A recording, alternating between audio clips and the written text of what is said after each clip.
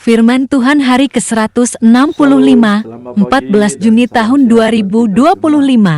Kisah para Rasul pasal 27 ayat 15. Perikop, badai dihadapi Paulus di tengah laut. Tanggal 14 Juni tahun 2025 diambil dari Kisah para Rasul pasal 27 ayat 15 dengan perikop badai di laut dengan nats adalah sebagai berikut. Kapal itu dilandanya dan tidak tahan menghadapi angin haluan. Karena itu kami menyerah saja dan membiarkan kapal kami terombang-ambing. Itulah firman Tuhan hari ini. Dan kita tetap mengingat pedoman kita dalam bulan Juni adalah transformasi spiritual dari hidup lama yang penuh dosa menjadi hidup baru bersama dengan Yesus Kristus. Menerima anugerah dan berkat dari Tuhan. Sehingga kita wajib menjadi saluran berkat bagi setiap orang dan siapapun yang berhubungan dengan kita. 2 Korintus pasal 5 ayat 17. Sekarang kita masuk dalam perikop hari ini, yaitu badai melanda kapal yang ditumpangi oleh Paulus dan kawan-kawan. Apa latar belakang daripada Kisah para Rasul pasal 27 ayat 15? Mari kita lihat. Dalam ayat ini terjadi dalam konteks perjalanan Paulus menuju Roma, untuk diadili, di mana ia berlayar bersama beberapa orang lainnya. Pada saat itu, sebuah badai yang kuat menghadang mereka. Jadi badai menghadang mereka di tengah lautan. Ayat tersebut menggambarkan bagaimana kapal tersebut yang mereka tumpangi tidak dapat dikendalikan. Artinya hanyut dibawa oleh angin badai. Lepas kontrol. Paulus dan kawan-kawan tidak bisa mengendalikan kapal dan sudah terbawa oleh arus kemana dia pergi. Dalam pasal ini kita melihat berbagai tantangan yang dihadapi Paulus dan para penumpang lainnya ketika mereka berlayar. Jadi jelas di sini bahwa kapal tidak boleh berlayar menuju tujuan karena sudah dihadang oleh angin ribut. Apa yang mau kita lihat dari peristiwa ini? Ini mengingatkan kita akan kekuatan Tuhan dalam situasi yang tidak pasti dan bagaimana iman kita dapat menjawab masalah yang dihadapi pada saat menghadapi badai kehidupan. Disinilah dipertaruhkan iman kita. Dengan ada badai tersebut, seolah-olah kita ditinggalkan oleh Allah. Padahal Dalam badai itulah Allah berada. Sekarang bagaimana paradigma kita, kerangka berpikir kita menghadapi badai tersebut? Karena apa yang terjadi itu adalah ciptaan Tuhan dan atas kontrol dari Tuhan. Hal-hal yang tidak bisa dikontrol oleh manusia, tapi Tuhan tetap mengontrolnya. Kalau memang Tuhan bisa mengontrol, tentu kita harus mengembalikan kepada Dia. Bagaimana caranya? Pasrah dan berserah. Dan kalau kita lihat dalam Mazmur pasal 46 ya, ayat 2,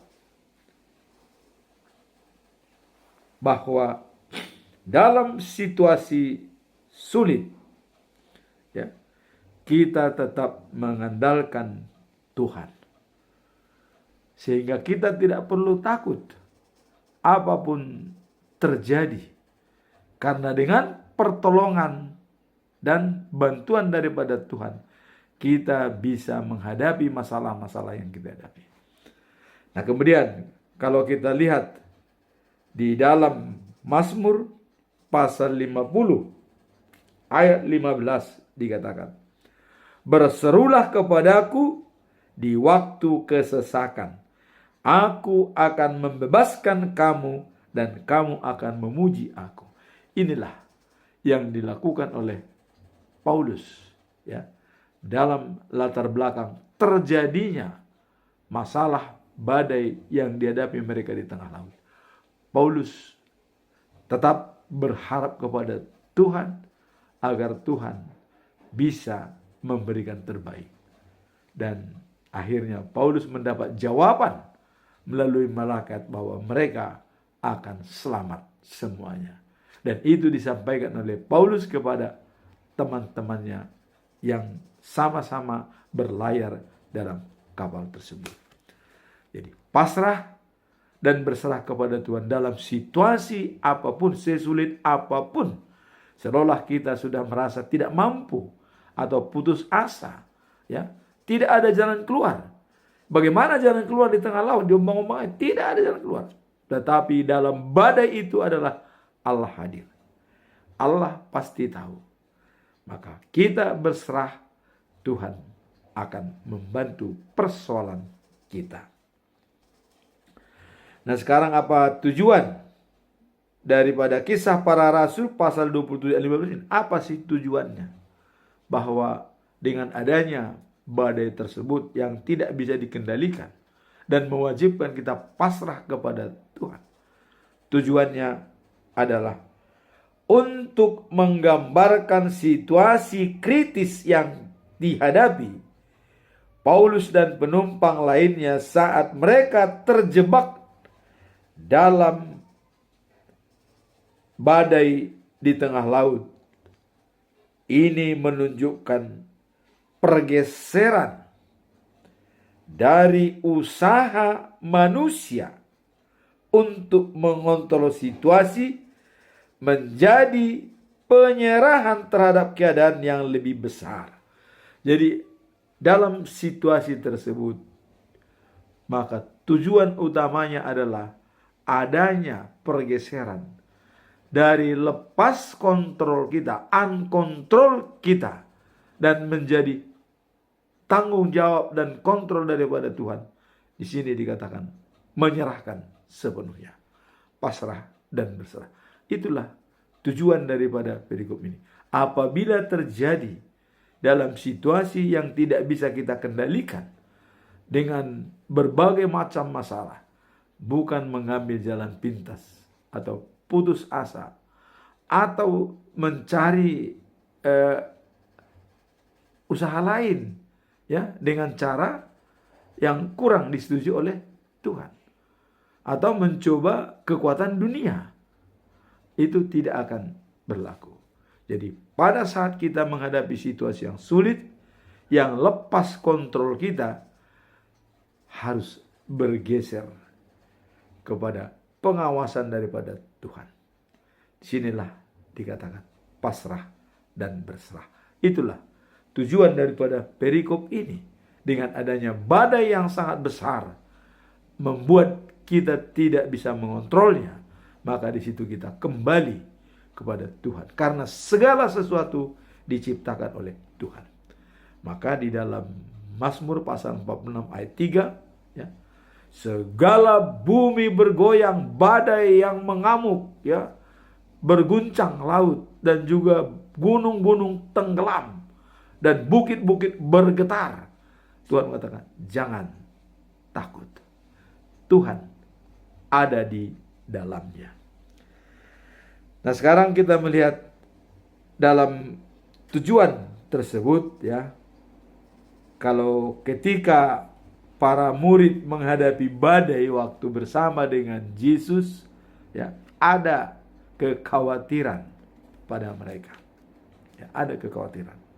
Maka dikatakan dalam Matius pasal 8 ayat 26, ya. Mengapa kalian takut? Ini kata Yesus. Mengapa kalian takut? Jadi menghadapi badai begitu besar, mengapa takut? Katanya. Nah, Yesus berdiri, ya, dan membentak angin dan danau itu, lalu danau menjadi terang. Jadi Yesus mengatakan, mengapa kalian takut, kata Yesus, kalian kurang percaya kepadaku. Jadi adanya, padahal Yesus berada di dalam perahu. Begitu saja murid-murid takut. Apalagi kalau Yesus tidak berada di dalam mereka, sudah naik ke surga. Nah, disinilah Yesus mengatakan kurang percaya. Harus dikuatkan dengan iman percaya. Walaupun tidak ada Yesus bersama kita, tapi Dia sudah mengirim Roh Kudus, Roh Allah, Roh penolong. Tidak ada alasan bagi kita untuk takut dalam menjalankan kehidupan sehari. Walaupun Yesus sudah naik ke surga dan tidak bersama-sama lagi dengan kita, karena Roh Kudus membantu kita. Nah, Paulus, ya, meskipun berada dalam keadaan bahaya yang sangat besar, ya, tetapi percaya kepada Tuhan dalam situasi hidup kita. Terkadang kita juga mau melepaskan kontrol dan menyerahkan kekhawatiran kita kepada Tuhan yang memiliki rencana dan pengendalian yang lebih baik. Jadi apabila sudah mulai bergeser dari kontrol kita menjadi uncontrol, disitulah kita menyerahkan semuanya, segalanya kepada Tuhan. Maka di dalam ilmu manajemen dikatakan, kalau ada direct control yang bisa kita kontrol langsung, yang kita rubah adalah behavior atau perilaku kita. Bagaimana perilaku kita? Kalau kita bisa direct control, bisa kita kontrol langsung, kita rubah perilaku. Artinya selalu persuasif menghadapi situasi sehingga bisa beradaptasi dengan masalah yang ada yang kita hadapi. Kemudian indirect control. Kita tidak bisa mengontrol langsung. Indirect control. Tapi kita perlu berhubungan. Disinilah kita pakai metode pengaruh. Siapa yang berpengaruh, yang bisa mengontrol tersebut? Di situ kita mohon. Sama seperti kejadian ini. Apabila kita sudah bisa tidak mampu menyelesaikannya, maka yang kita minta pengaruhnya adalah Tuhan. Maka tadi dalam Mazmur pasal 50 ayat 15, berserulah kepadaku pada saat kamu kesesakan. Saya akan lepaskan dan kamu akan memuji aku. Itulah pada saat indirect control. Namun di dunia pun, dalam keluarga, ini bisa kita pakai metode pengaruh. Misalnya, saya berhubungan dengan si A, tapi dia tidak pernah berhubungan dengan saya dan bahkan kurang kenal. Kemudian ada saya kenal, saya berbesan dengan si B, ya. Nah, si B ini saya bilang, tolong telepon si A, saya mau berhubungan dengan dia.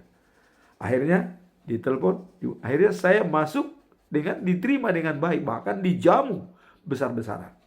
Itulah direct control, kita pakai metode pengaruh. Siapa yang berpengaruh? Dalam hari ini bisa Tuhan, bisa manusia yang bisa kita gunakan, ya.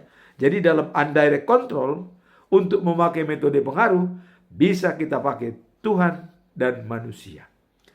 Namun apabila dalam uncontrol, yang tidak bisa kita kendalikan, siapa yang kita pakai?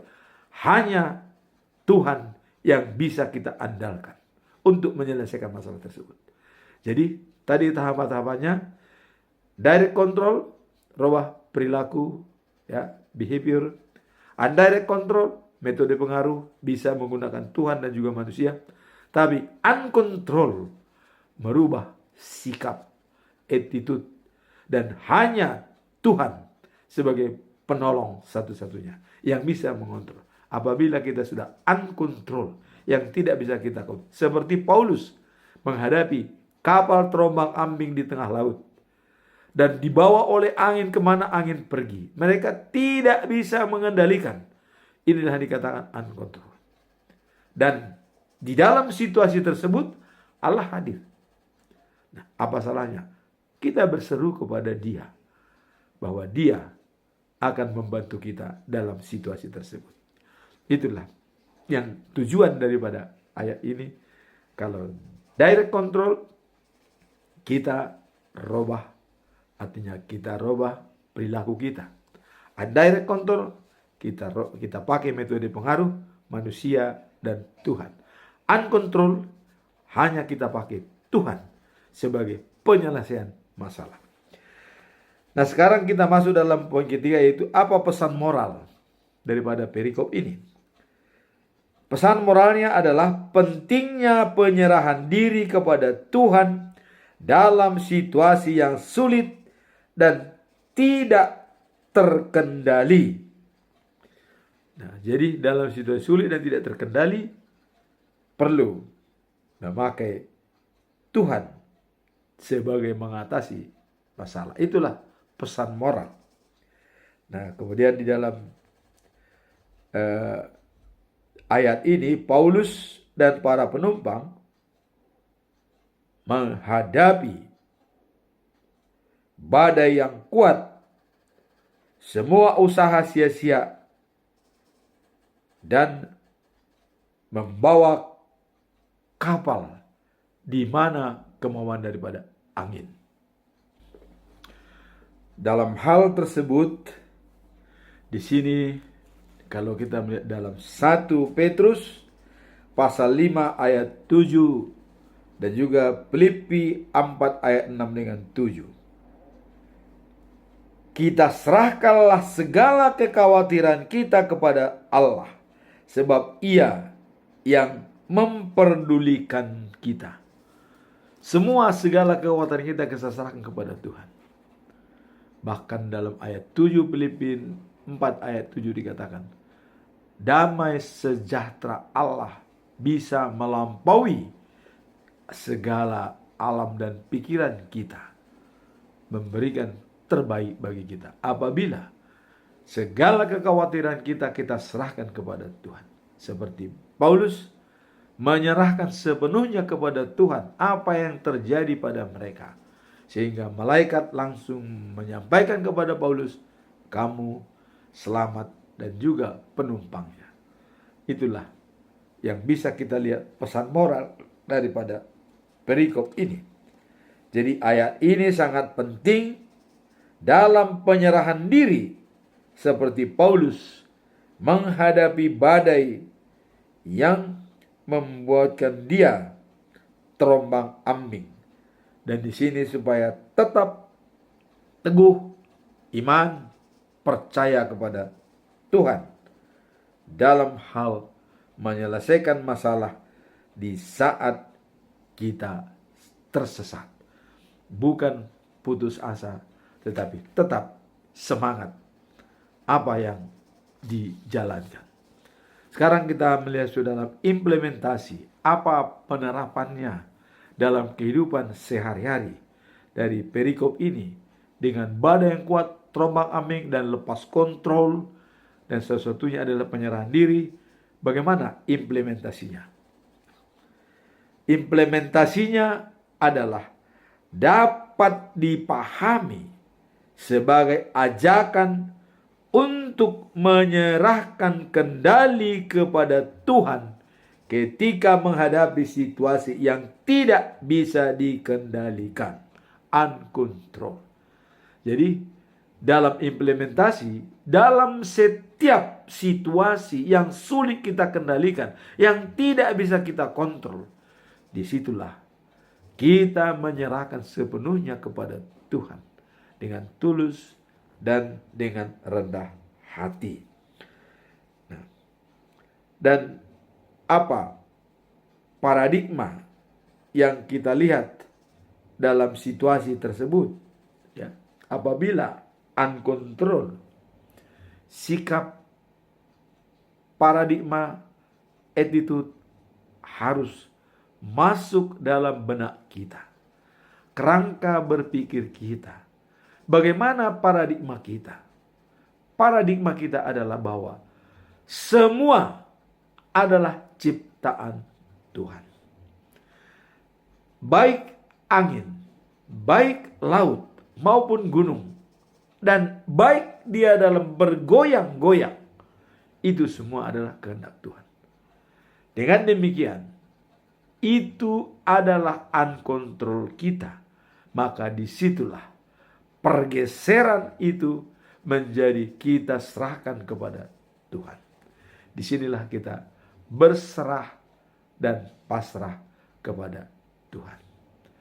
Berserah dan pasrah bukan berarti putus asa, tapi kita mengandalkan Tuhan dalam situasi yang sulit. Sesuai dengan Mazmur pasal 50 ayat 15. Berserulah kepada Tuhan dalam situasi kesusahan, supaya Dia menolong kita, dan kita pasti akan memuji dan memuliakan Dia. Contoh seperti Daud mengalami beberapa banyak tantangan dari Saul dan dari anak kandung sendiri, ya, Absalom, dan juga dalam situasi anaknya meninggal, ya, dari Betseba. Tapi dia tetap bisa recover, karena dia sudah menyatakan dalam Mazmur pasal 23 ayat 6, ya, kebajikan dan kemurahan mengikuti hidup saya seumur hidup, bukan sesaat, seumur hidup. Kebajikan dan kemurahan mengikuti dia. Kemudian dia mengatakan, saya diam dan berada di rumah Tuhan sepanjang masa. Di rumah Tuhan, itulah dirinya sendiri sudah dijadikan menjadi rumah Tuhan. Artinya dalam diri kita ini, kalau kita menganggap diri kita sebagai rumah Tuhan, maka kita menjaga kehadiran Tuhan di dalam diri kita untuk kita berbuat sesuai dengan kehendaknya. Itulah implementasi daripada ayat ini. Apabila kita menganggap bahwa diri kita adalah rumah Tuhan, maka perilaku dan sikap kita seperti tadi. Direct control, robah behavior. Indirect control, robah metode pengaruh, berlindung dan meminta bantuan kepada manusia dan juga Tuhan. Tapi uncontrol, robah sikap dan attitude untuk menyerahkan sepenuhnya kepada Tuhan. Itulah firman Tuhan pada pagi ini. Semoga kita semua bisa memahaminya, terutama dalam situasi uncontrol, lepas kendali, itu hanya kita serahkan kepada Tuhan. Baik dalam situasi kita sakit pun, itu uncontrol kita. Ya, pada saat kita mau dioperasi atau dipasang ring atau operasi ginjal segala macam, uncontrol. Disitulah pergeseran itu berubah menjadi kuasa dan kendali Tuhan. Mari kita selalu mengandalkan Tuhan dalam situasi apapun. Amin. Tuhan memberkati.